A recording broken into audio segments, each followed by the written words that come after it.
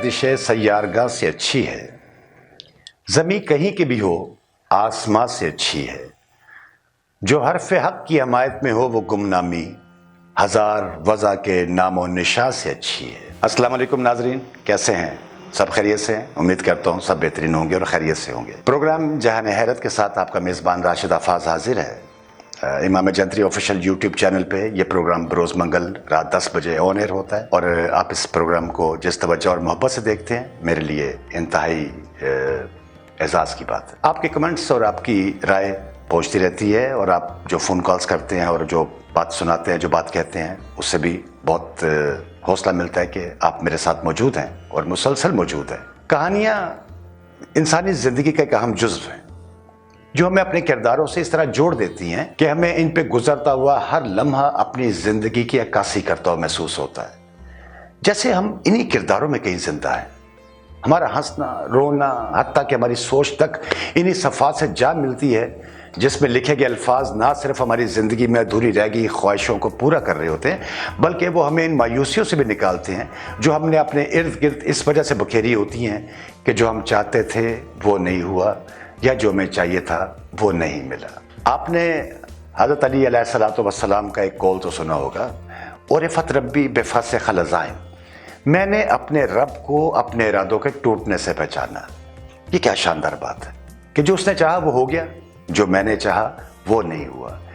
तो हमारी ज़िंदगी में बेशुमार ऐसी उलझनें मौजूद रहती हैं जिसमें हम ये सोचते हैं कि काश ऐसा हो जाता, काश ऐसे हो जाता, मैं ये हासिल कर लेता, मैं वो ले लेता।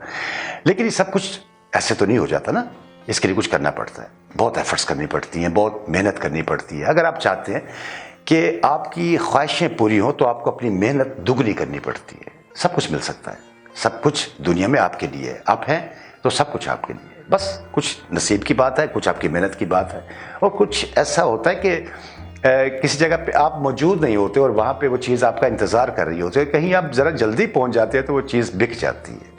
बाजार में हर तरह की चीज़ मौजूद है। आपका होना ना होना कितना अहम है ये तो आप जानते हैं।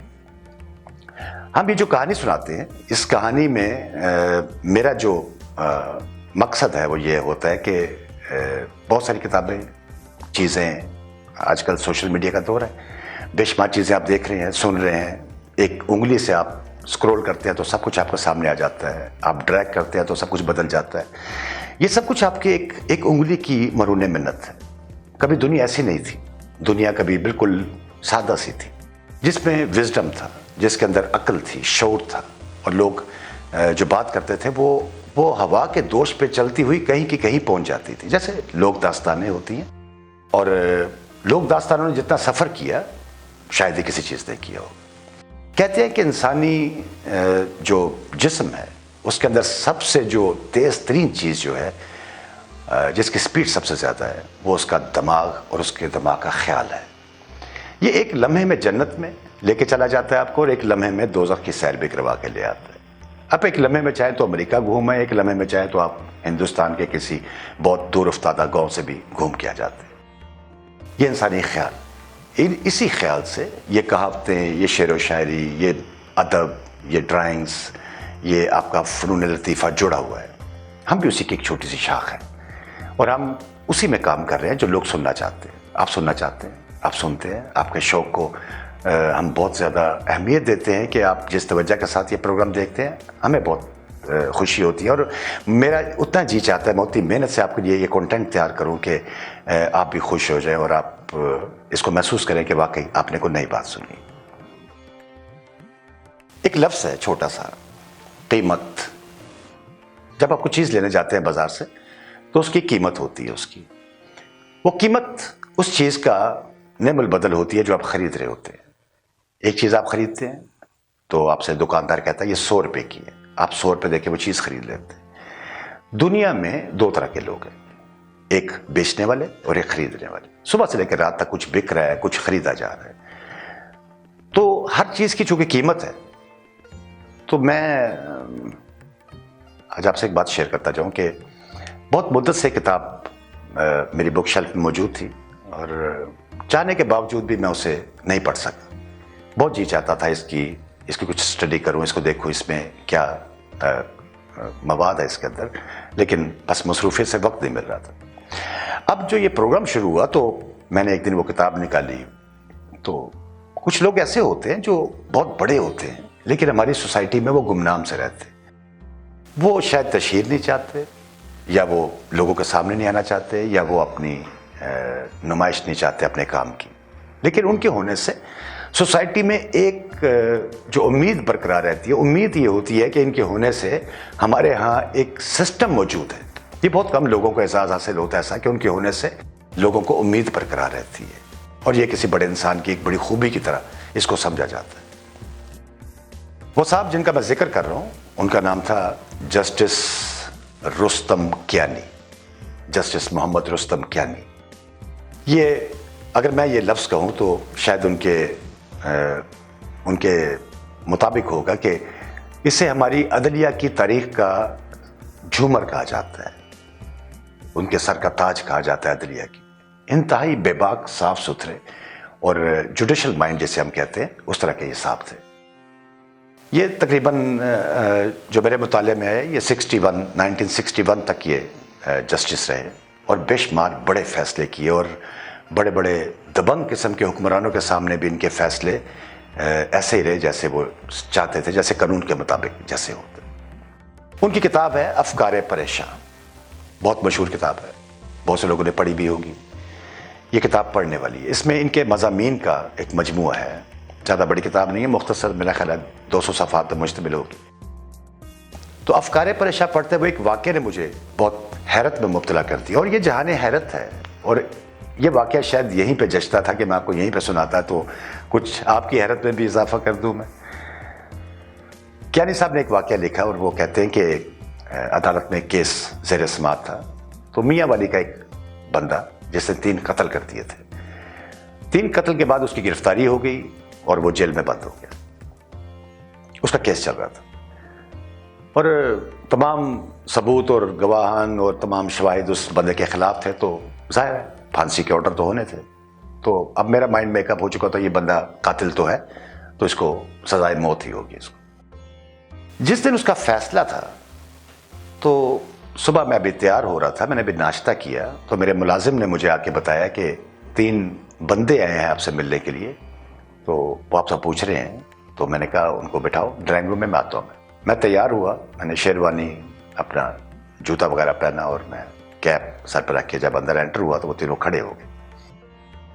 میں نے کہا بتائیے کیسے تشریف لائے ہیں؟ ان میں سے ایک بندہ بولا، اس نے کہا کیانی صاحب ہمارا کیس آپ کی عدالت میں ہے، اور ہمیں پتہ ہے، ہم جانتے ہیں کہ آپ نے سزائے موت دینی ہے، لیکن ہم آپ سے ایک بات کرنے کے لیے آئے ہیں۔ کیانی صاحب بولے فرمائیے۔ انہوں نے کہا 50 لاکھ روپے لے لیجئے، ہمارے بندے کو چھوڑ دیجئے۔ ناظرین یہ تقریباً 60s کے دور کی بات ہے، 60 کی دہائی میں 50 لاکھ روپے کی ویلیو بہت زیادہ تھی۔ جس وقت سونا 100 روپے تولا تھا، تو آپ اندازہ کیجئے کہ اس وقت 50 لاکھ کی کیا ویلیو ہوگی۔ کیانی صاحب کہنے لگے، میں نے ان سے کہا دیکھو میں پیسے وغیرہ کا تو میں نے کبھی بات نہیں کی، نہ میں پیسے لیتا ہوں، میں ایک پروفیشنل سا آدمی ہوں، جج ہوں، میں اچھا نہیں لگتا، آپ لوگ جا سکتے۔ ان میں سے دوسرا بندہ بولا، اس نے کہا 60 لاکھ روپے لے لیجئے، ہمارا بندہ چھوڑ دیجئے۔ کیانی صاحب نے کہا، میں نے پھر بھی انکار کیا، میں کہا آپ کس قسم کی باتیں کر رہے ہیں، اچھا نہیں لگتا، آپ جا سکتے ہیں۔ میں نے کہا نا آپ جا سکتے ہیں۔ تیسرا بندہ کھڑا ہو گیا، اس نے کہا جی آپ شاید زیادہ لینا چاہتے ہیں، ایسے کریں 80 لاکھ روپے لے لیں۔